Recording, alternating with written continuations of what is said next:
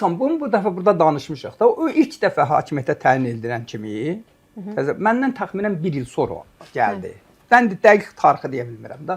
Mən 93-cü ildə vəzifəyə təyin edildim. O hardasa 94-cü ildə vəzifəyə təyin edildi. O dövrdə də Heydər Əliyevin ən çox inandığı adam mən idim, Lalə xanım idi.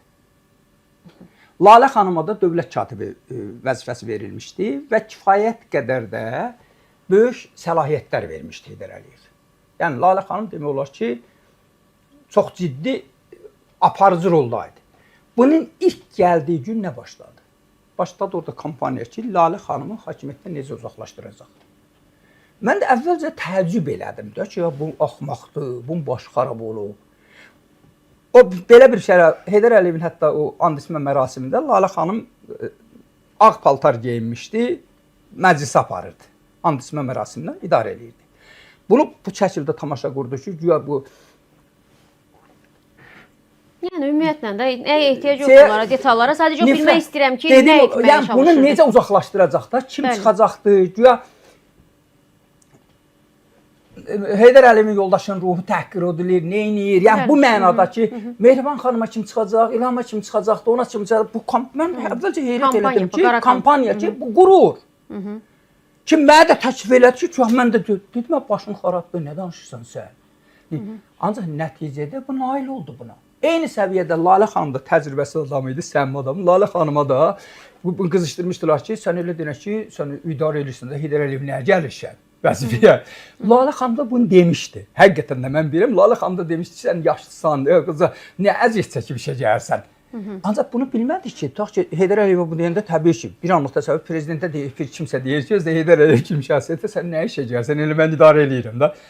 Yəni, bu hiyləgərliyinin birinci Lalə xanım oradan vurdu. Yəni, halbuki Heydər Əliyevin ən çox güvəndiyi adamı idi.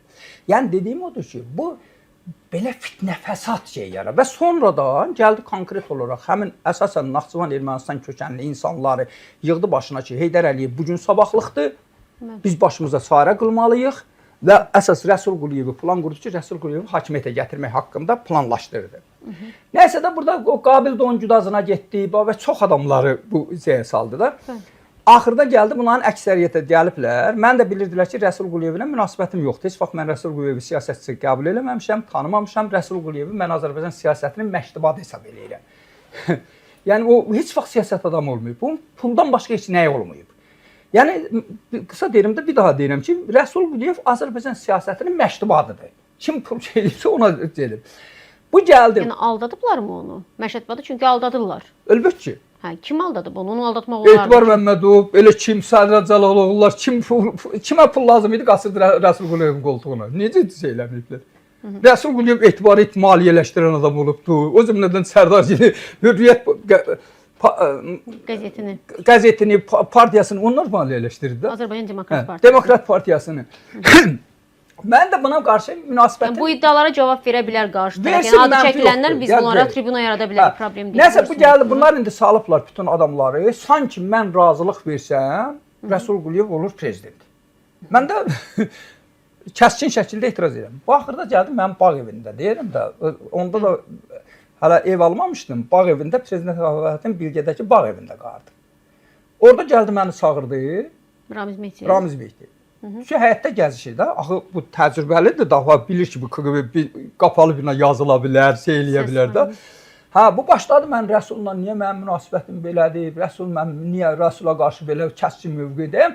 Uzun sözün qısası, bu fikri oldu ki, dedi Heydər Əliyev özündən başqa heç vaxt heç kəsi düşünməyib, artıq bugün də idarə eləyə bilmir, yaşlanıbdır, bugün sabahlıqdır, bəs mən razılaşım, biz başımıza çarə qılaq.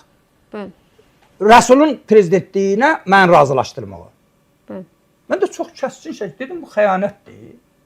Birinci dedim, Heydər Əliyev saatlarla, həqiqətən də o dövrdə də gərgin vaxt, saatlarla mətbuat konfransı keçirirdi, saatlarla burada samolyotlarda yol gedirdi, kifayət qədər də özünün normal vəziyyətdə də xəstə deyildi.